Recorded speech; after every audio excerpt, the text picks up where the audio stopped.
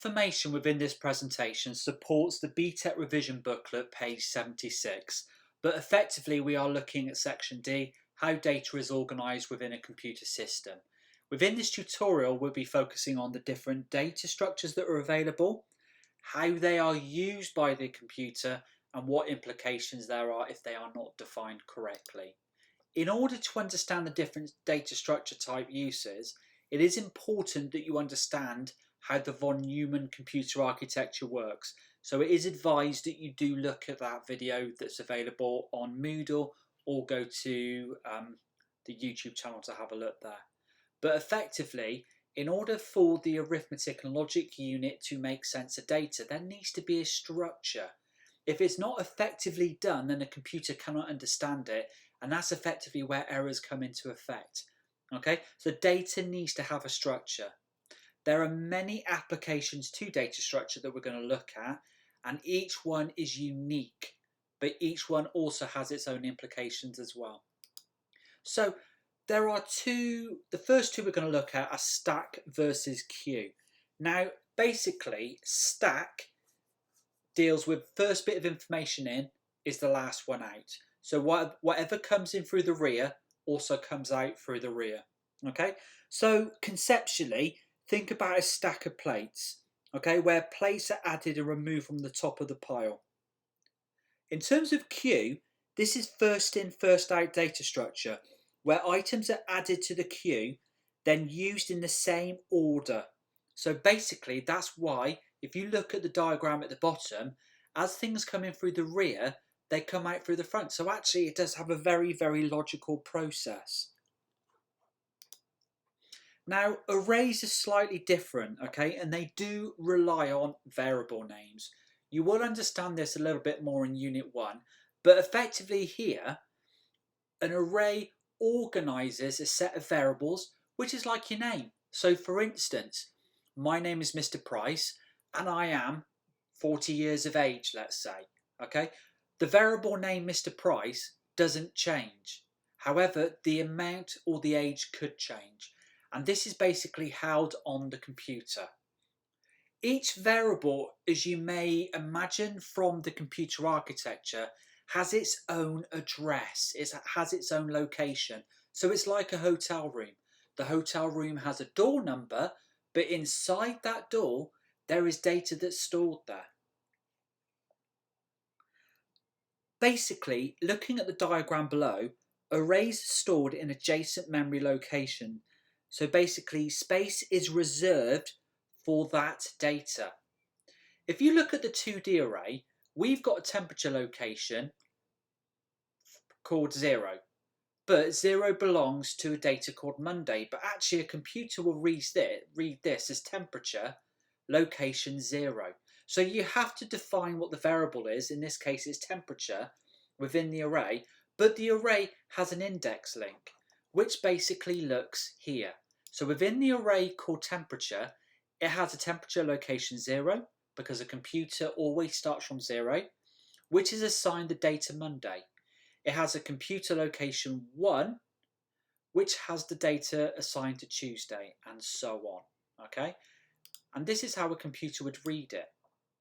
A three-dimensional array, which we'll go into a little bit more detail when we look at matrices and array, basically stores the value as well. So a 2D array is just the definition of that variable. A three-dimensional array, if you look over here, actually has the data assigned to it. So a computer will read temperature location 0 has the data 32, when in fact, if we take it from low-level language, which is that, to high-level language, which is closer to the English language, it's basically read by us as Monday's temperature was 32 degrees. Lists are slightly more complex, but a list can only occur if each value is linked to each other. So for instance, at Westonbirt, we've got an ISAMS register that stores you. Now, none of your data, such as date of birth, what subjects you could do, could exist without you being identified. Now, one bit of data points to another. This is something called binary trees, which you may want to look into a little bit more detail about. But basically, in the example here, it uses the concept of an array. So there's a memory location. You've got the item there, okay? But effectively, if I look at this tree here, Ali cannot exist unless Jones exists. So basically, let's say left pointer has a definition value of 3. So if I go Jones 3, I know the value is going to be Ali. If I go Jones 2, I know the value is going to be Mellor. But what happens if I'm Singe? Now Singe can only go back in one direction because he's the bottom of that tree.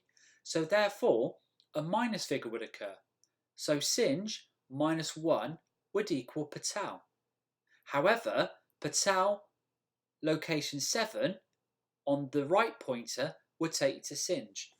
And effectively, if you ever see a question that links to databases and asks for the data structure, you know that it has to be lists.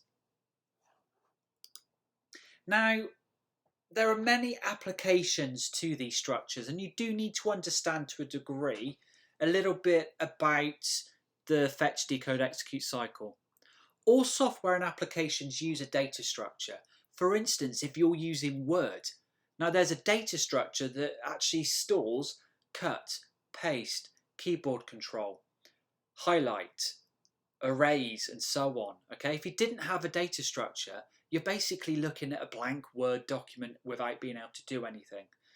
Now, the data structures store instructions that are interpreted within the FDE cycle, which, as you would know from the previous video, that's looking at your inputs, it's looking at your process and your outputs. Applications which are proprietary software, like Microsoft Windows, Microsoft Word, Microsoft Excel, and so on, they have predefined data structures with variables. So there's a variable name that you can access, such as Control-C, copies, Control-V, pastes.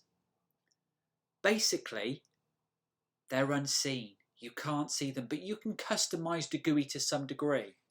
Now, if you're using a program like Python, which you're going to use in Unit 1 to a very strong level, you have to define your variables. You have to define your structures, and you will learn this as well within section F when you're doing data structures. You can view the code in open source software. You can edit that. You can change the way it looks. You can add variable names. You can take away variable names. There is a massive advantage to data structures. No application or software can be used without them. So by using a predefined data type, the computer can easily understand what you're doing. This is where you have to understand data types. You can have strings, which are words. You can have Boolean outcomes, which can be yes, no, true, false. You can have currency, real, integer. You need to define these, but once you do that, the computer can automate it very quickly.